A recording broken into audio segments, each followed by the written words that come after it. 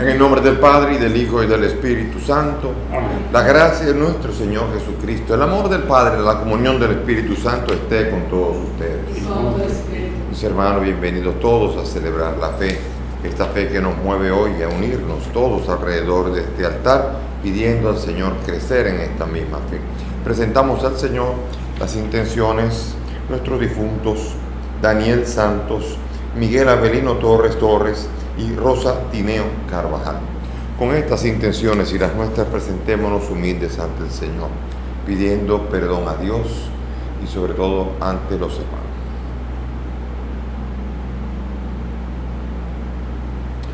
Señor Jesús, tú que nos has mostrado el camino hacia el Padre, Señor, ten piedad. Señor, ten piedad. Señor Jesús, tú que nos has dado el consuelo de la verdad, Cristo, ten piedad. Cristo, ten piedad. Señor Jesús, tú que eres el buen pastor que nos guías a la vida eterna, Señor, ten piedad. Señor, ten piedad. Dios Todopoderoso, tenga misericordia de nosotros, perdone nuestros pecados y nos lleve a la vida eterna. Amén. Oremos.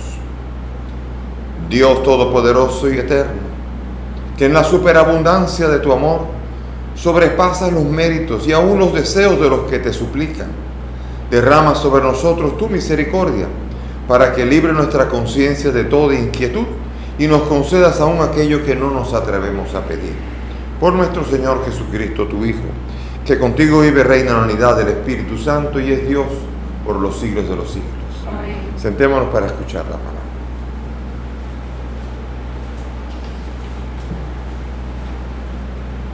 Lectura de la carta del apóstol San Pablo a los Gálatas. Hermanos, la Escritura presenta al mundo entero prisionero del pecado, para que lo prometido se dé por la fe en Jesucristo a todo el que cree.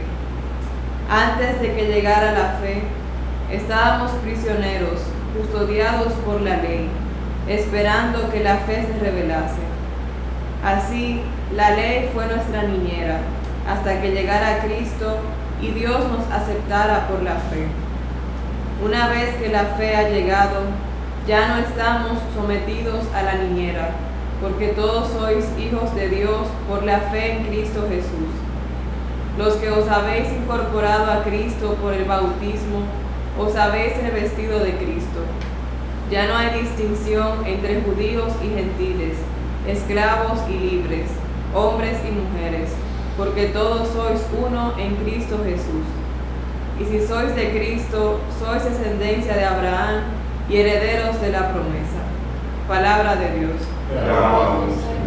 Al salmo vamos a responder: el Señor se acuerda de su alianza eternamente. El Señor se acuerda de su alianza eternamente.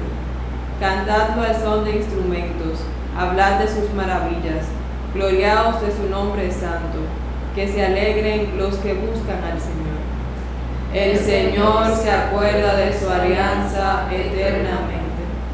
Recurrid al Señor y a su poder, buscad continuamente su rostro, recordad las maravillas que hizo, sus prodigios, las sentencias de su boca.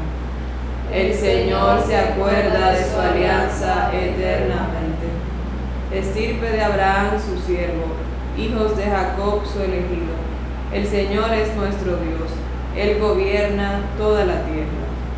El Señor se acuerda de su alianza eternamente.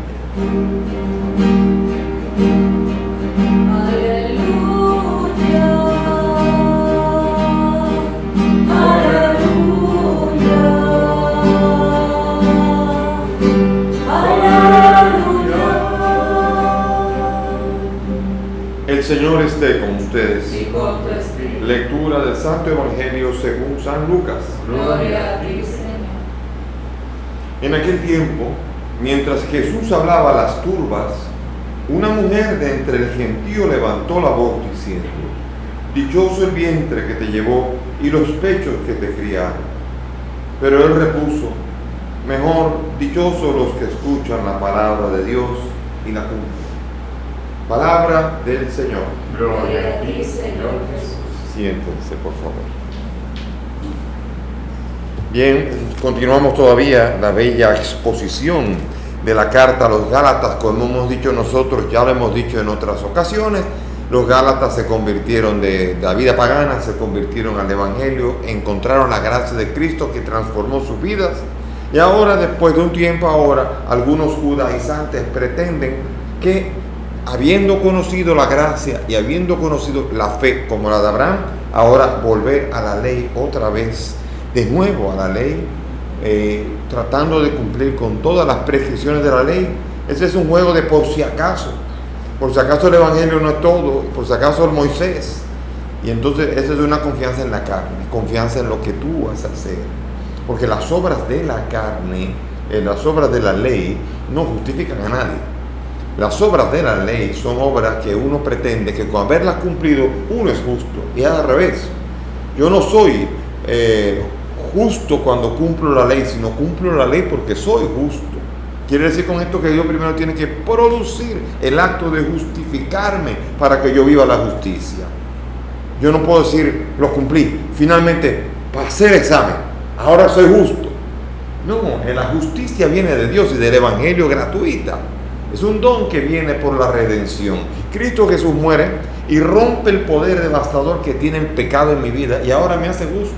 Me hace realmente justo, que aquí es donde viene el punto más débil de la dogmática de nuestros hermanos de la Reforma, cuando hablan de que el hombre es justo solamente declarándose de Dios.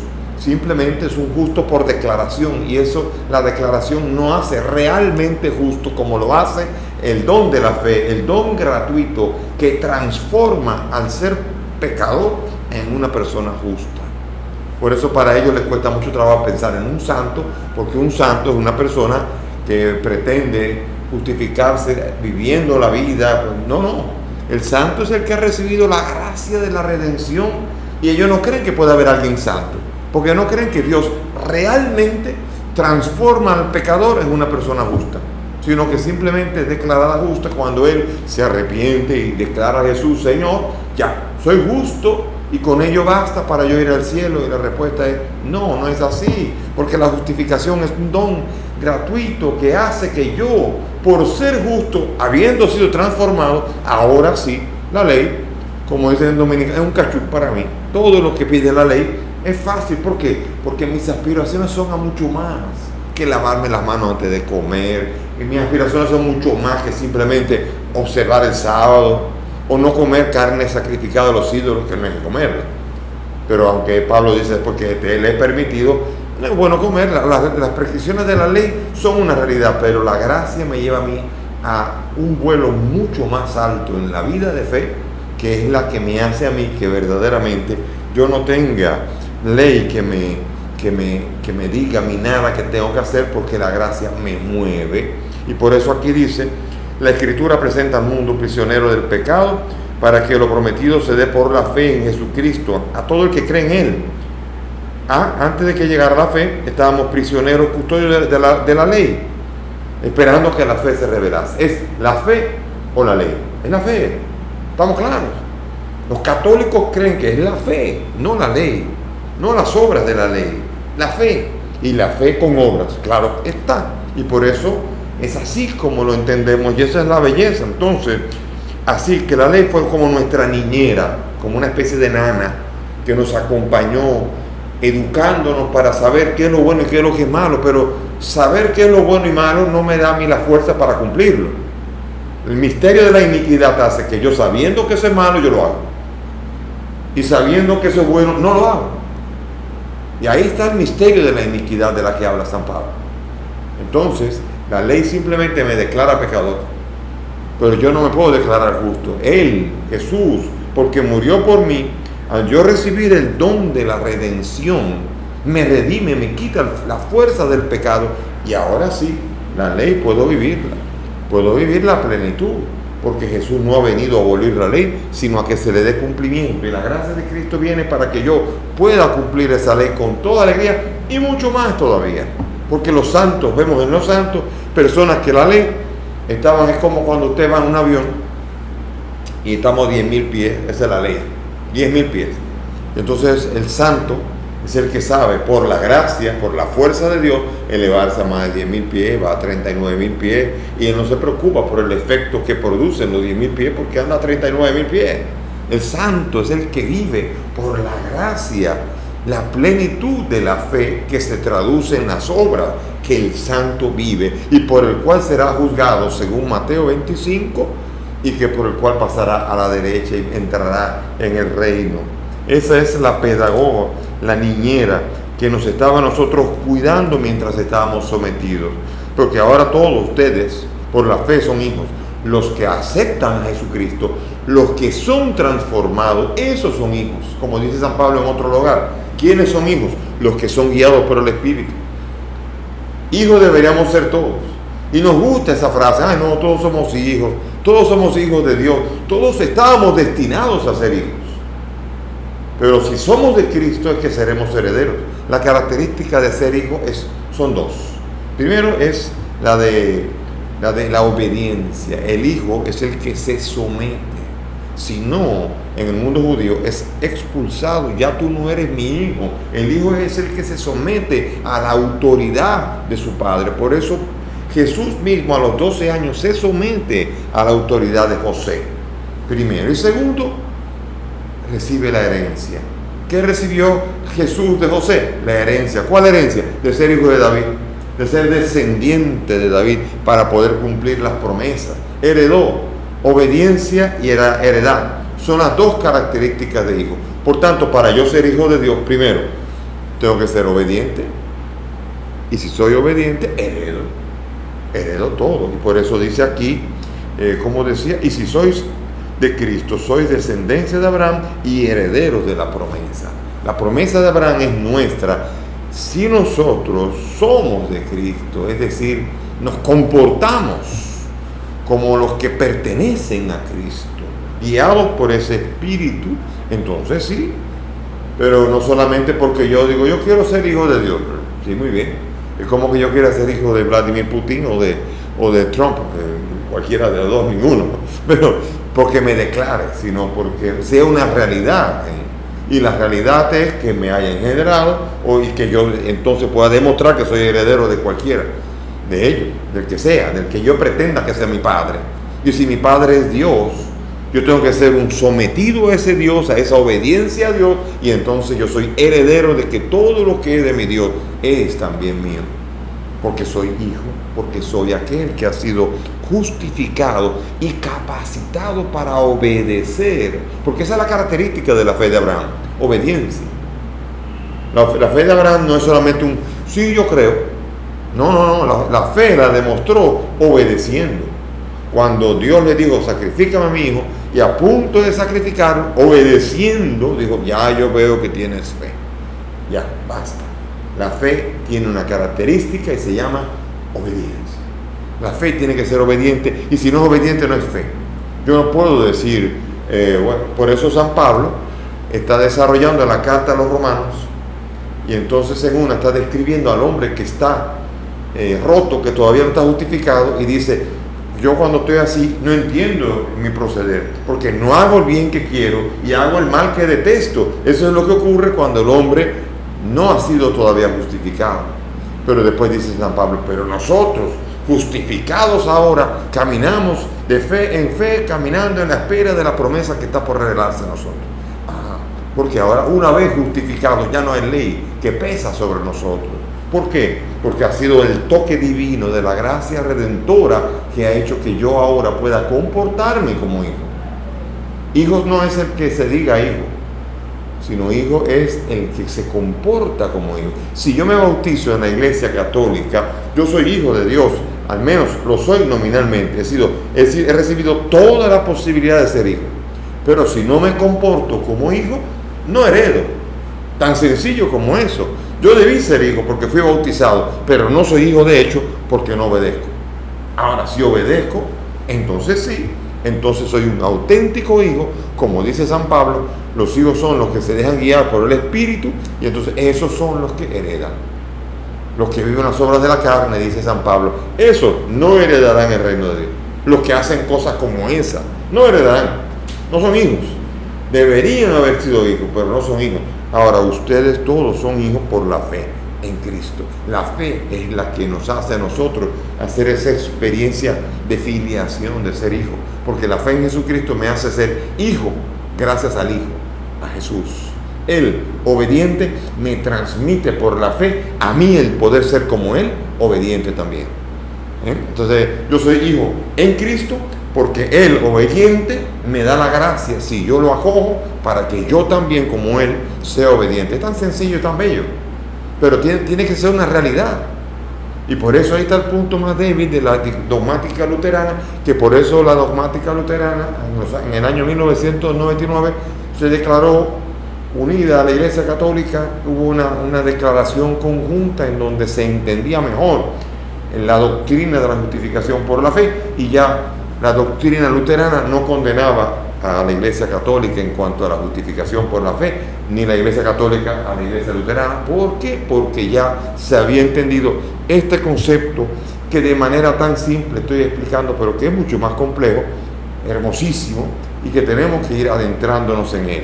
La doctrina de la justificación por la fe ha sido la manzana de la discordia por la que los hermanos nuestros, hijos de la Reforma, se han desviado del camino y han entendido mal el concepto, porque no han entendido que el hombre es justificado por la fe, solamente la fe, pero con obras. La fe, y entonces las obras sí salvan, las obras sí justifican. Santiago 2:24 nos dice que el hombre no es justificado solo por la fe, sino también por las obras, no las de la ley. Y ahí viene el lío. Por eso hay que estarlo explicando, hay que estarlo remachando, porque uno va a la calle y te paran una persona con una Biblia en los brazos que te dice, porque las obras no salvan. Y uno que no sabe, a lo mejor no ha estudiado mucho, dice, ay Dios, ¿será verdad? Pues sí, no, solamente la fe. Las obras de la ley, no, las obras de la ley. Y ahí vienen los puntos donde están los trucos, que tenemos que aprender a hablar con sinceridad. Y si habláramos de verdad con sinceridad, estaríamos bien claros en ese concepto tan hermoso de la justificación por la fe. Y aquí viene ya el Evangelio, otro punto importante, que aquí parece como una especie como de desprecio a la madre. Cuando está pasando una mujer que dice, dichoso el vientre que te llevó y los pechos que te amamantaron. Aquí está haciendo referencia a Proverbios, que es una bendición. La bendición se hace normalmente cuando uno dice, dichoso los pechos que te llevaron. Dichoso quien te crió, dichoso el vientre que te llevó. En Isaías. O sea que hay ecos en el Antiguo Testamento que hablan de que lo que hizo esa mujer fue bendecirlo a él. No se metió con María, se metió con él, porque cuando en el mundo de Israel la madre es tan importante que cuando uno quiere bendecir a uno dice, dichosa tu madre que te tuvo, pero es por ti que tu madre es dichosa. Entonces aquí no se está metiendo con la madre. Y aquí no hay una discusión de que la madre, que si no echó para afuera la madre. Y si fuéramos a hablar de la madre, esa fue la primera de los creyentes. Por eso Jesús, cuando dice, mejor dichosos los que escuchan la palabra de Dios y la cumplen, ahí en el ranking número 1 absoluto, María Santísima, la madre de Jesús. Pero no porque llevó a Jesús. Llevar a Jesús en el vientre, llevar a un hijo en el vientre, no tiene un mérito demasiado grande, aunque es un privilegio llevarlo a él. Pero el mérito de María no sería que porque le pusieron a Jesús ahí, sino porque creyó. Y por eso María recibe el piropo más hermoso de parte de Isabel cuando dice, dichosa tú que has creído, porque lo que te ha prometido el Señor se cumplirá. O sea que si hay alguien que escuchó la palabra de María, que no solamente la escuchó, la encarnó en su vientre y después le dio a luz. O sea que si hay alguien que sabe de la palabra, es la palabra que es Jesús, la palabra hecha carne, no es otra más que María, que lo llevó la palabra 9 meses en el vientre. Dichosa tú entre las mujeres, que a quien se bendice a la mujer, bendita tu madre, bendita tu madre, bendita tu madre, y entre las mujeres, bendita es ella entre las mujeres. ¿Por qué? Además porque es la madre del Señor, pero también porque ese es el título. Ella tiene una dignidad, es la madre de mi Señor, repétemela. Pero sobre todo es dichosa. ¿Por qué es dichosa? ¿Porque es la madre del Señor? No, es dichosa porque creyó. Y es dichosa porque creyó y tiene su dignidad en cuanto a que creyó y por ello es la madre de mi Señor ahora. ¿Ven? Y esa es la belleza donde nadie se está metiendo con María. Claro que cuando uno quiere ver al diablo en toda parte o ver al enemigo en toda parte, a María los protestantes la quieren suapear el piso con ella. Cuando el ángel la piropea, dichosa tú, llena de gracia, y dichosa tú que has creído, bendita entre las mujeres. Y María misma que dice, me llamarán bienaventurada todos de la generación. Así que el que quiera suapear el piso con María está contradiciendo de lleno el Evangelio y el espíritu de la salvación, en donde María es una figura esencial también. Que el Señor nos ayude a no tapar nuestra cabeza, abrir nuestro entendimiento, orar antes de hablar, para que nuestro decir no acabe diciendo lo contrario de lo que nuestra fe supone. Amén. Nos ponemos de pie. Vamos a elevar nuestras súplicas al Señor con toda la confianza de que Él nos escucha. Para que proteja y guíe a su iglesia, roguemos al Señor. Te rogamos, óyenos. Para que conceda al mundo la justicia y la paz, roguemos al Señor. Te rogamos hoy. Para que socorra a los necesitados, roguemos al Señor. Te rogamos hoy. Para que nos conforte y conserve en su servicio, roguemos al Señor. Te rogamos hoy. Por nuestros difuntos, Daniel, Miguel Avelino y Rosa, para que el Señor los acoja en su reino, roguemos al Señor. Te rogamos, óyenos. Padre del cielo, escucha estas peticiones, pues te las presentamos por el mismo Cristo nuestro Señor. Amén. Siéntense, por favor.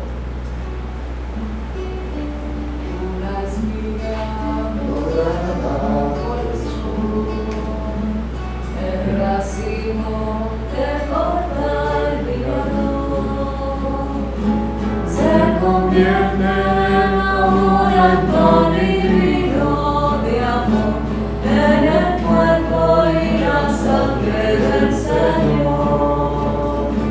Se convierte ahora en pan y vino de amor en el cuerpo y la Él sangre será del para nosotros un pan de vida. Bendito siempre este vino, fruto de la vida del trabajo del hombre que recibió. Él será para nosotros bebida de la Un molino la vida nos tritura con dolor. Dios nos hace Eucaristía en el amor. Un molino la vida nos tritura con dolor. Dios nos hace Eucaristía en el amor. Oren mis hermanos para que este sacrificio que es mío de ustedes sea agradable a Dios Padre Todopoderoso. El Señor reciba de tus manos este sacrificio para alabanza y gloria de su nombre, para nuestro bien y de toda su santa iglesia. También acepta el sacrificio que nos mandaste ofrecer y en estos sagrados misterios que celebramos, dígnate llevar a cabo la santificación que proviene de tu redención. Por Jesucristo nuestro Señor, Amén. el Señor esté con ustedes. Levantemos el corazón. Demos gracias al Señor nuestro Dios. En verdad es justo y necesario, nuestro deber y salvación, darte gracias siempre y en todo lugar, Señor Padre Santo, Dios Todopoderoso y Eterno, cuya muerte celebramos unidos en caridad, cuya resurrección proclamamos con viva fe y cuyo advenimiento glorioso aguardamos con firme esperanza.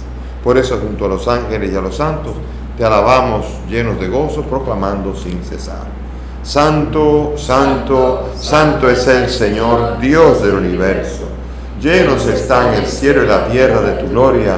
Hosana en el cielo. Bendito el que viene en nombre del Señor. Hosana en el cielo. Santo eres en verdad, Señor, fuente de toda santidad.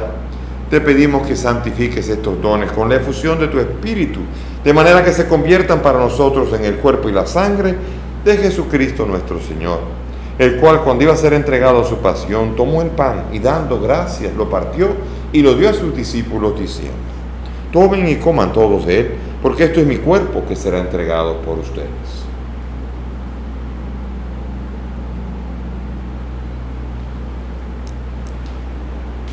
Del mismo modo, acabada la cena, tomó el cáliz, dándote gracias, de nuevo lo pasó a sus discípulos diciendo: Tomen y beban todos de él, porque este es el cáliz de mi sangre, sangre de la alianza nueva y eterna, que será derramada por ustedes y por muchos para el perdón de los pecados.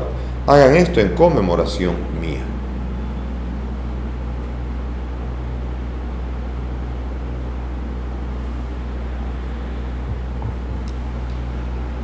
Este es el sacramento de nuestra fe. Anunciamos tu muerte, proclamamos tu resurrección. Ven, Señor Jesús. Así, Padre, al celebrar ahora el memorial de la pasión salvadora de tu Hijo, te ofrecemos el pan de vida y el cáliz de salvación. Te agradecemos poder servirte en tu presencia. Te pedimos que el Espíritu congrega a cuantos participamos del cuerpo y sangre de Cristo. Acuérdate de tu iglesia extendida por toda la tierra, con el Papa Francisco, con mi hijo indigno siervo tuyo y todos los pastores que cuidan de tu pueblo.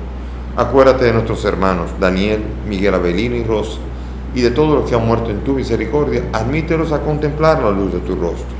Ten misericordia de nosotros y así junto a María la Virgen, su esposo San José, los apóstoles y cuantos vivieron en tu amistad a través de los tiempos, merezcamos por tu Hijo compartir la vida eterna y cantar tus alabanzas. Por Cristo, con Él y en Él, a ti Dios Padre Omnipotente, en la unidad del Espíritu Santo, todo honor y toda gloria por los siglos de los siglos. Amén. Llenos de gozo, llenos de confianza por ser hijos o pidiendo llegar a ser hijos, dirijámonos al Padre con la oración que el Maestro nos enseña. Padre nuestro que estás en el cielo, santificado sea tu nombre. Venga a nosotros tu reino. Hágase tu voluntad en la tierra como en el cielo. Danos hoy nuestro pan de cada día. Perdona nuestras ofensas, como también nosotros perdonamos a los que nos ofenden. No nos dejes caer en la tentación y líbranos del mal. Líbranos de todo mal y concédenos la paz, para vivir libres de pecado, justificados mientras esperamos la gloriosa venida de nuestro Salvador Jesucristo. Tuyo es el reino, tuyo es el poder y la gloria por siempre, Señor. Señor Jesús, tú dijiste a tus apóstoles, la paz les dejo, mi paz les doy. No mires nuestros pecados, mira la fe de tu iglesia, y conforme a tu palabra, concede a tu iglesia la paz y la unidad. Tú que vives y reinas por los siglos de los siglos. Amén. Mis queridos hermanos, que la paz del Señor esté siempre con todos ustedes. Y con tu espíritu. Dense fraternalmente la paz.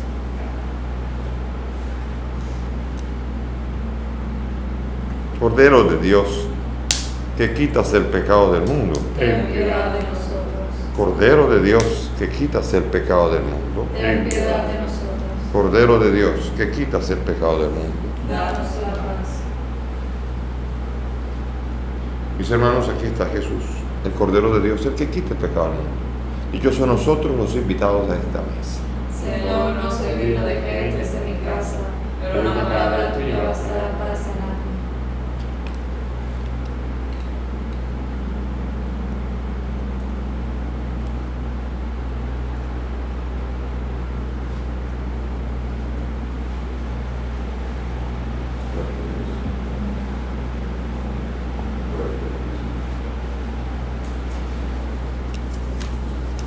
Vamos ahora a hacer la comunión espiritual según la fórmula de San Alfonso. Cerremos nuestros ojos y hagamos la oración. Creo, Jesús mío, que estás real y verdaderamente en el cielo y en el santísimo sacramento del altar. Te amo sobre todas las cosas y deseo vivamente recibirte en mi alma. Pero como ahora no puedo recibirte sacramentado, ven al menos espiritualmente a mi corazón. Y como si ya te hubiese recibido, te abrazo y me uno del todo a ti, Señor. Y no permitas nunca que me separe de ti. Amén.